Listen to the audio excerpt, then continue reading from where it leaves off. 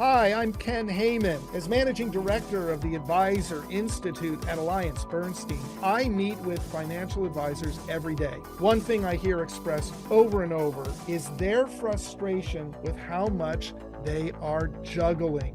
The advisors I talk to are constantly trying to balance competing priorities, from managing client relationships to prospecting for new business, and of course, the tasks of leading their team. This problem of juggling is why we created the AllianceBernstein Digital Coach. This is a proprietary tool that draws on the wisdom of behavioral economics and unique perspectives from the Advisor Institute's practice management experts. In less than 10 minutes with the Digital Coach, you will be able to identify and prioritize the top needs of your practice. And armed with those insights, you will be well on your way to tackling the challenge of limited resources while positioning your business to seize opportunities for growth.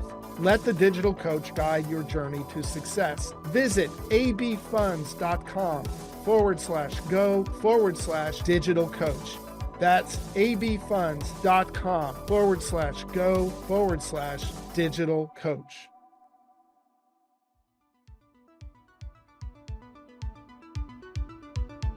Welcome to this edition of Secrets of Successful Advisors with Ken Heyman. Ken, today we're going to delve into something really vital for our advisors out there, and that's how to create a more impactful first meeting with a prospect. And this is a follow-on, a deeper dive from our masterclass on pricing. That is a discussion that we featured in one of our quarterly calls. And for our listeners that want the full money there, just contact your AllianceBernstein regional manager or regional consultant, and they can send you that recording. But just as a very quick summary, the first part of that, in that call, Ken, you really talked about the dilemma that advisors find themselves in when it comes to setting pricing. And if I could summarize that dilemma, it is in essence that clients come to fully appreciate the value of their advisors over time. The more at-bats, the more meetings, the more opportunities they have to provide value. And often over a period of years, the client comes to understand, wow, this is a fantastic advisor. I'm glad I've got her or him. But that causes a problem. Actually, it causes at least two problems. Problem A is that we need to set pricing very early in our relationship when that love affair is not even started. And problem two is that studies in our industry show that clients are most motivated to refer early in a relationship while the relationship is still growing. And so this really creates a dilemma. So Ken, when you think about that dilemma, what are the key elements in doing something about it? Well, as in all of our exploration, Scott, of the psychology and application of behavioral economics to the work of the advisor, this whole issue starts with understanding why it takes time for the relationship to grow and mature. What are the causative elements of trust between the advisor and the client? And what can the advisor do to accelerate that process in meaningful ways? Because as you point out, in some cases, if you just allow the process to unfold naturally, it may take a year or longer for the client to fully appreciate what the advisor is doing. And yet the advisor has to price the relationship at the very earliest stage so the client understands the terms. So the conditions required for the client to fully appreciate the advisor haven't been created. Well, so the question becomes, what are those conditions? What causes that? And so in our programs, we always appeal back to what we call the trust equation. What causes trust? And for advisors, what we know from literally thousands of observations and confirmations, that trust is created by the advisor delivering consistent experiences of goodwill and professional competency over time. Now that equation, trust equals the consistent experiences of goodwill and professional competency over time, 5 concepts linked together: consistent experience, goodwill, professional competency, time, we explore in a lot of our different programs. For the sake of this program, rather than exploring what's goodwill, how do we do goodwill, what's professional competency, how do we do professional competency, we need to focus on this idea of experiences. If the advisor is able to give the client these positive variety of experiences, The client builds a sense of the consistent, coherent nature of the advisor. They come to understand how the advisor does what they do and how they feel as a client when the advisor does that. The advisor emerges as a character of great significance in their life. They are able to feel an increasing sense of confidence and predictability about the advisor. Therein are the elements of trust. And the relationship becomes quite significant, and the services the advisor provides, each representing an experience of something meaningful to the client, builds that sense of trust. So our argument for advisors is, instead of simply allowing the relationship to unfold as it will with a new client who will grow to trust you as long as you maintain consistency, instead of simply allowing that to happen, kind of bumbling through the motions, do it intentionally. And to the extent possible, do it in such a way that the client is most impacted by even the first few experiences they have, so that trust grows rapidly, so that the advisor emerges as this character of elevated significance more quickly in time. The key to that is, as we describe in this program, to intentionally curate specific experiences that are designed to reveal goodwill and professional competency, and to show the client how the advisor does what they do, so that when it comes time to price the relationship, a few hours or days or weeks after those experiences, the client already has a high degree of trust because the experiences the advisor has delivered. So it really, Scott, comes down to delivering a particular and peculiar set of experiences to the client intentionally, literally right out of the box in the relationship as the relationship forms. What you're describing is that at this stage, actually, this prospect turns into a client. And at some stage in that deal, because of the experiences they're having, there's a wow, right? Wow, I found the right person.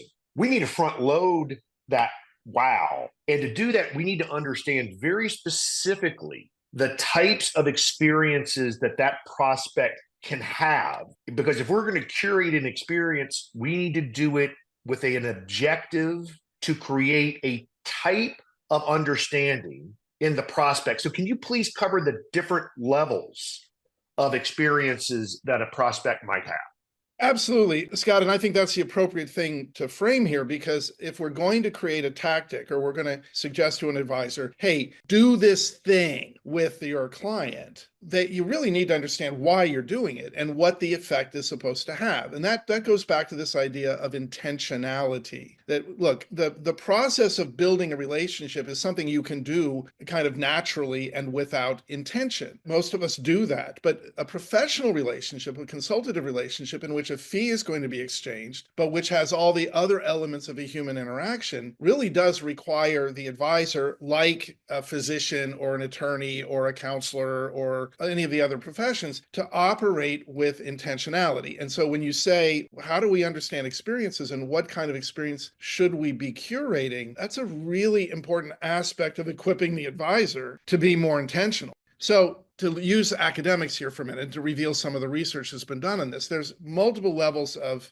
experiences we can understand in terms of the level of impact on the human being who's having the experience. And we can think of 5 levels that have been pretty well described in the literature. And those levels really provide guidance for the advisor to decide how to create more impactful experiences. So what we're looking for is an experience that has maximum impact on the other human being. And everyone has had those experiences. If I invite our listeners for a moment to think about that really important figure from earlier in your life, may have been a teacher, a mentor, a coach, a friend, but someone who rises up out of the mundane number of humans you've known, and it kind of really is an elevated figure because of something they did interactively with you. Think of that coach that made the biggest impact and biggest difference, and one thing that she said early in your sporting career, or the teacher that had that one revelation. So that's what we're looking for, is to intentionally do that. So to understand that, we have to understand these levels. The most basic level of experience is actually a not experience. So you're going through life and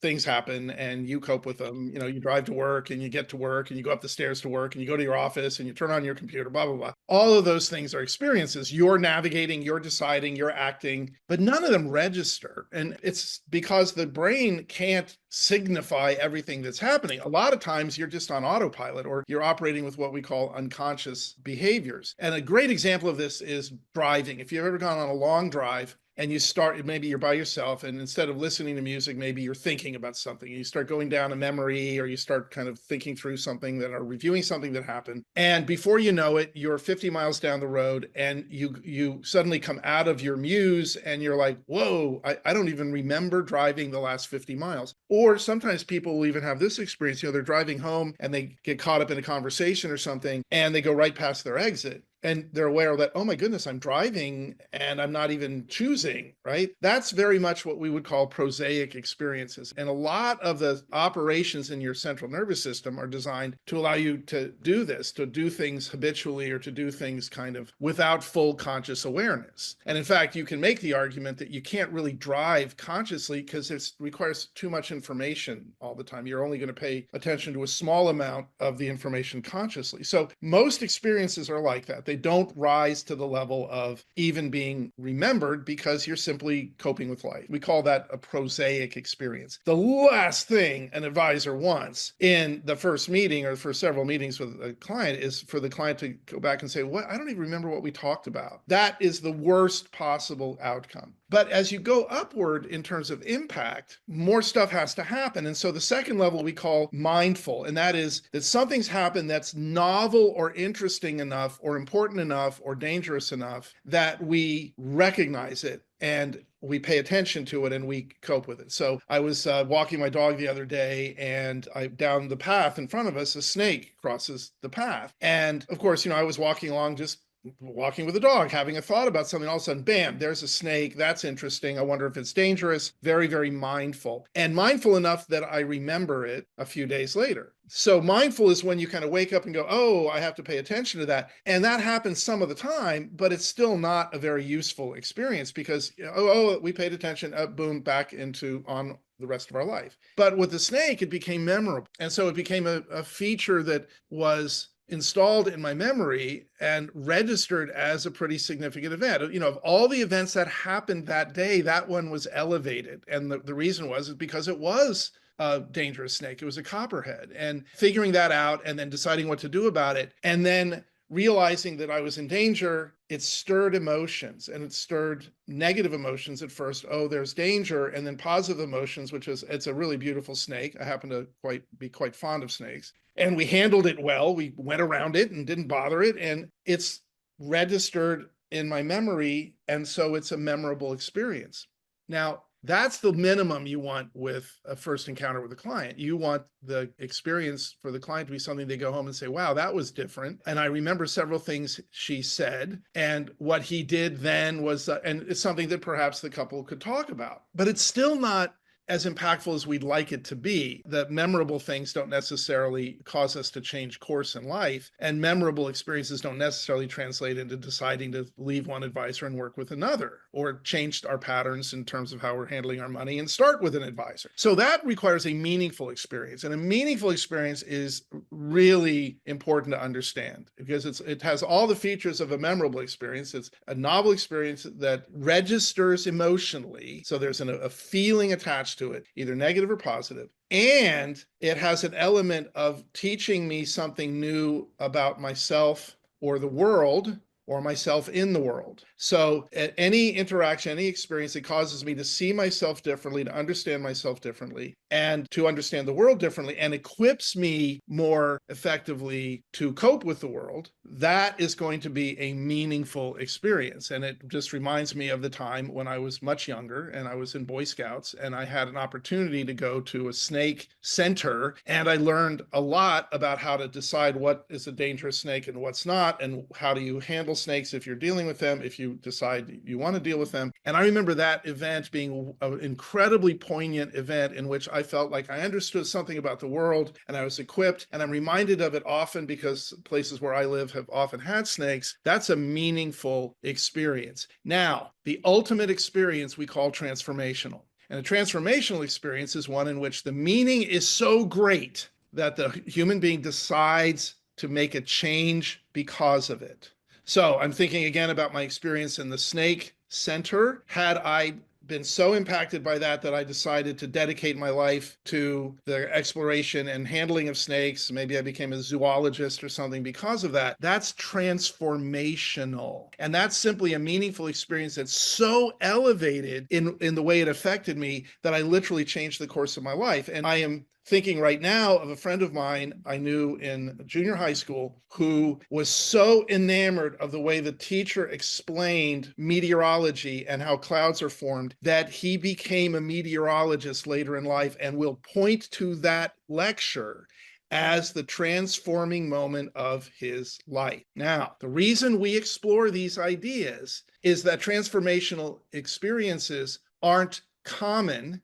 They require a whole set of things to happen so that the human being has this deep meaningfulness and then decision to change. But that's precisely the kind of experience that the advisor needs to create in order for someone to leave their current advisor or change their current pattern of dealing with their wealth and decide to work with the new advisor. That they have to have a transformational experience, or at the very least, it should be what the advisor desires to create for them to increase the likelihood that they will engage the advisor and engage the advisor with a very positive frame of mind about the engagement. So that is why these experience descriptions are so important. So, Ken, our listeners are really accomplished financial advisors. And I know as they're listening to this, they go, I'm great at first meetings. And I think they are. But usually that first meeting is talking about themselves. And if you're talking about yourself, if you're talking about how you approach financial services, you're shooting for memorable, right? Because it's you and you're good at it. So you achieve that ability to be memorable. You're going to have to get outside of your comfort zone if you want to get to meaningful or forbid transformational. And in the very first meeting, that's such a trick because you don't know each other yet. And you teach an exercise that very quickly and without really any threat to the relationship can get to meaningful and occasionally to transformational right off the bat in the first meeting. So let's get to what that connection exercise really feels like in a first meeting.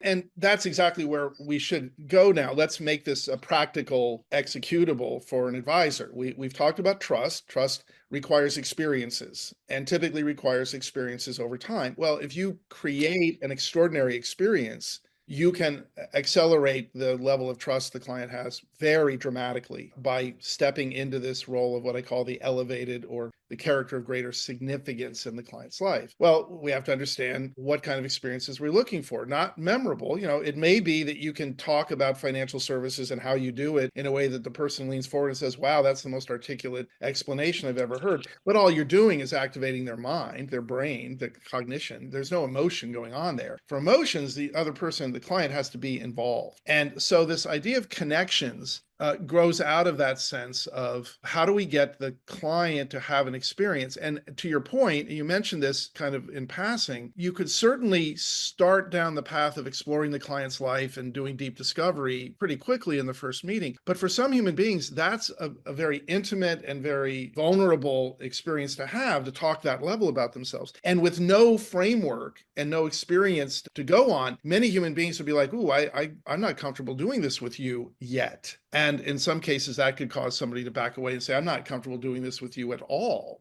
right? So we want to create this profound experience of meaningful, potentially transformational, without threatening the vulnerability of the client. And so what we designed was an exercise that is intended to create this deeply meaningful connections of ideas that causes the client to go, wow, I just had such an unusual and meaningful experience with this advisor, but to do so in a way that doesn't threaten that client with a sense of high vulnerability. And so we do this exercise externally on a piece of paper, which kind of harkens back to, hey, let's do this thing sort of like we did at school, right? So we have a piece of paper. So the idea of the connections exercise is you give the client a blank piece of paper, and you're the advisor and you're curating this experience for them. And so you start with a blank paper. A lot of advisors, when they learn the exercise, they say, well, maybe I could draw some of the stuff on the paper first. No, you want the client doing this, right? You want the client to do all of it, and you're simply curating it by instruction. So blank piece of paper, and you say, look, draw a line down the middle of the paper vertically, right? Up and down, middle of the paper, separating in two halves side by side. And on the left side, put a dollar sign, and on the right side, put a heart sign at the top. So it's like you're making columns. Now you're doing this on the piece of paper so that this isn't something that's intimate between the two of you. The client is doing it interactively with the paper, and you can reassure the client, look, this is an exercise just for you. Kind of reveals how I do what I do here. And I'm not going to collect it, and there's no test involved. Haha, we're going to keep this lighthearted, right? But then you ask what is an utterly logical question for a financial advisor to ask is say, could you put on the left side in a column 3 or 4 or 5 of the things that need to come true in your life in the future for you to feel secure, financially secure and successful. Now, anybody sitting in the financial advisor's office is going to anticipate, tell us what you're trying to accomplish. It just goes with the territory, right? So there's nothing about that that would cause somebody to say, why would you ask that? It simply makes sense in that context. And then say, look, here would be a couple of things I might write down and give them some examples. I'd love to retire with the income I had my last year that I worked. That was one of my friends had set that as their retirement goal. So there's a quantification, right? And I'd love to be able to create a trust for the summer house that's been in the family for years. And there's a whole lot of travel I'd like to do. I'd feel successful if I had the kind of budget where I could travel once or twice every year to some nice exotic location, blah, blah, blah. Why don't just write down a few of the things that you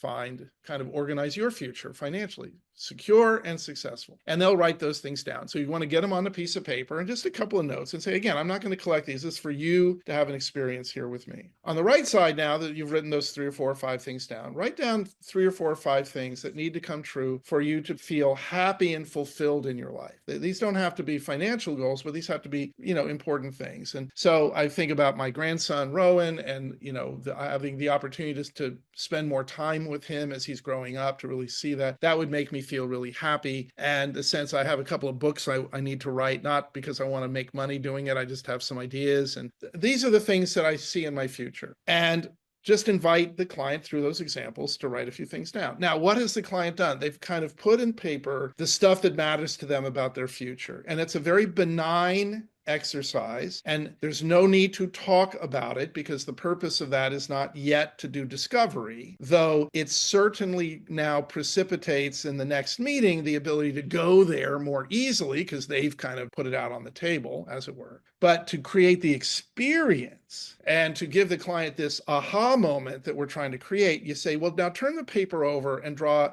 in this case, a horizontal line separating the top and the bottom of the sheet of paper. And they turn the paper over, and now it's like, okay, this is mysterious. And you say, now, would you do me this favor for yourself? This is something I'm creating for you. Write down the name of all the people in your life that know everything on the other side of the piece of paper, and say it kind of slowly. Because that question or that request is a powerful moment of aha in the mind of the client, because they will realize that as central as those things are to them, very few people know about them. And then you say, you can make a little joke of it. And you say, hey, I'll give you more paper if you need for your list. And they will laugh and uncomfortably, and because you're saying, yeah, it's not very common that people know this. And then you say, if you have 2 or 3 people on that list, you're a very blessed human being. And that reveals the way you think about relationships and the way you think about the stuff of life. And the client has had this experience of, wow, never thought about it this way. What a wonderfully empathetic and sensitive and aware human being I'm sitting with who's created this experience for me.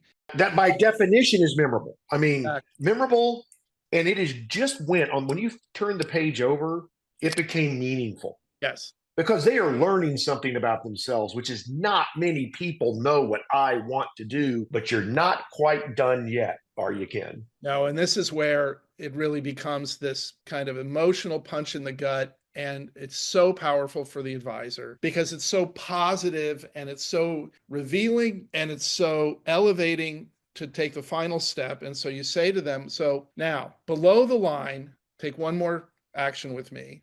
Write down the name of the person or persons that you've written above the line who not only knows everything on the other side of the piece of paper, but is personally committed and professionally equipped to help you make those things happen. And that will go off like an explosion in the mind of the client, because what you've brought together and connected is the fact that they have desires, their heart's desires, their desired outcomes of their future, not rendered as some kind of sterile goal, but rendered as the quality of the future they're trying to author and the things that are uncertain but highly desired. And now you're saying, first, very few people know about it. And secondly, it sure would be powerful if someone knew about it, was invested in helping you make it happen, and had the skills to do that. So that's the course of the exercise. So then at the very end, you say, so the reason I do this exercise with my